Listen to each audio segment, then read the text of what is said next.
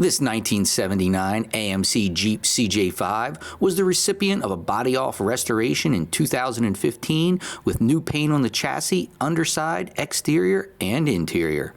The restoration also included some engine work to freshen up the 360 cubic inch V8. This Jeep has a 3-speed manual transmission, 15-inch wheels, as well as a canvas bikini top. The engine has an Edelbrock Performer intake manifold and Holley 650 double pumper 4-barrel carburetor. It has dual exhaust from the headers to the Flowmaster mufflers.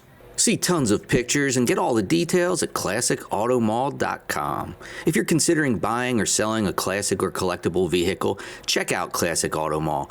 We advertise, sell, and ship worldwide while making the process safe, easy, and secure. For more information on the consignment process or to easily search our inventory of more than 1,000 cars in our massive showroom, visit us at classicautomall.com.